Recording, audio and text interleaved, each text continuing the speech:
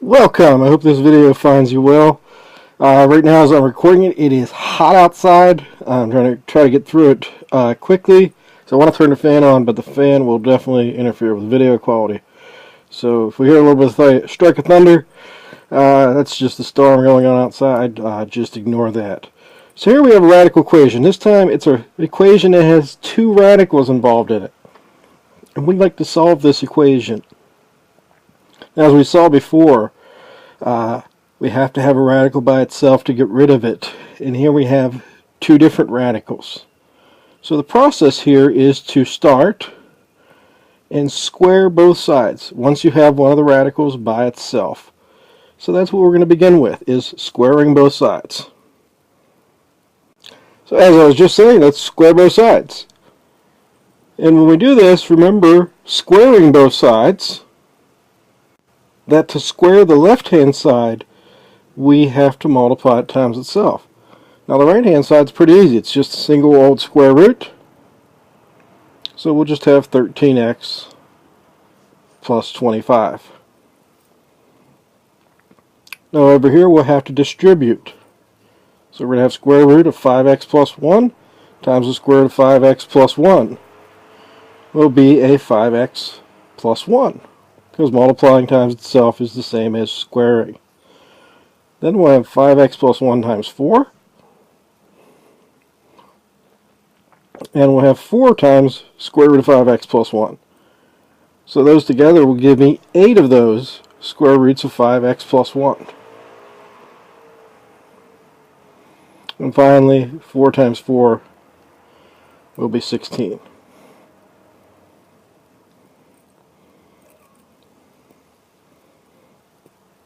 Now there is just a tad bit of simplifying that we can do here. We have the 1 and the 16 which we can put together.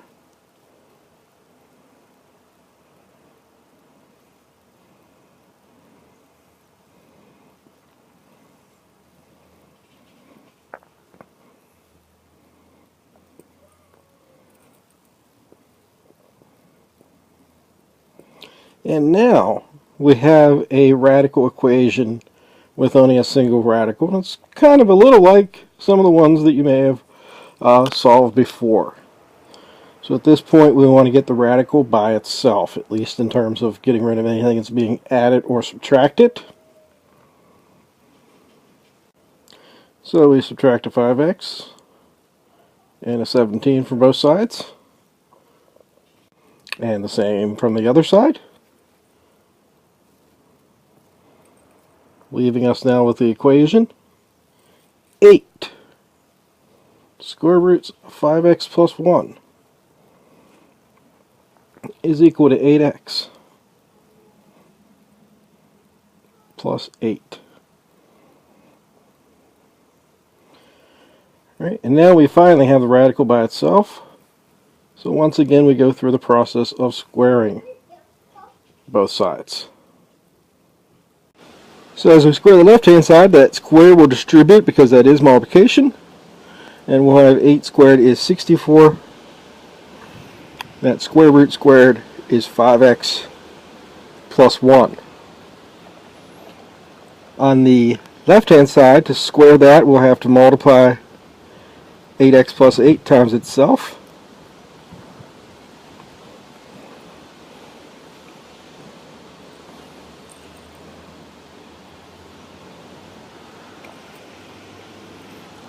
And so we'll distribute and get 64x squared. Then we're going to have an 8 and 8 will be 64x. Another 8 and an 8 will be another 64x. Puts us at 128x. And an 8 and an 8 would give us another 64. Simplifying over here on the left-hand side, we'll have a 64 times 5, which is going to be 320 if I did my arithmetic correct. And 64 and 1 would be plus 64. So what we're now going to need to do is to get the radical by itself. or not to get the radical by itself, to get the equation equal to 0 because we recognize it as a polynomial equation. So we do that. We can subtract a 320x from both sides and a 64 from both sides.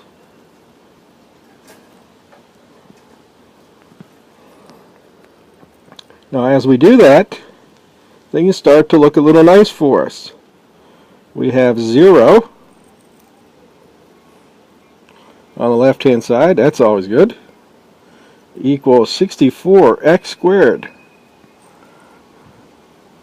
We then have 128, take away 320x.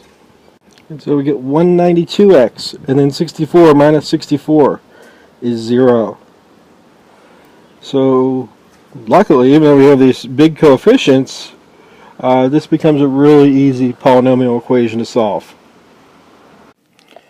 So finally now, that we have it equal to 0, we can factor, and we use the type of factoring that everybody seems to forget about, and that's taking out a common factor.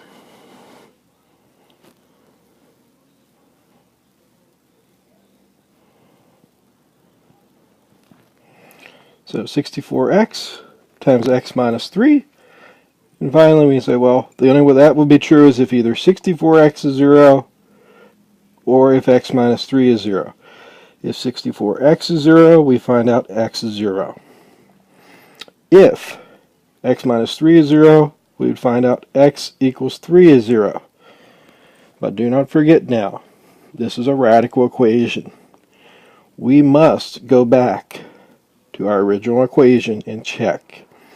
Now, I'll leave that for you to do, and you'll find out that in this case, both of those answers are in fact solutions to this equation.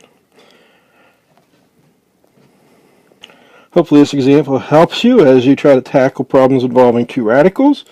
As one little extra, I leave you with a radical equation very similar to this one that you can try to solve, and also will give you the answer so that you can kind of see if you got the hang of things.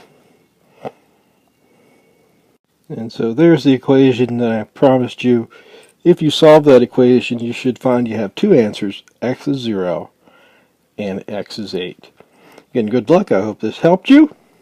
Stay tuned for more examples in the future. Bye.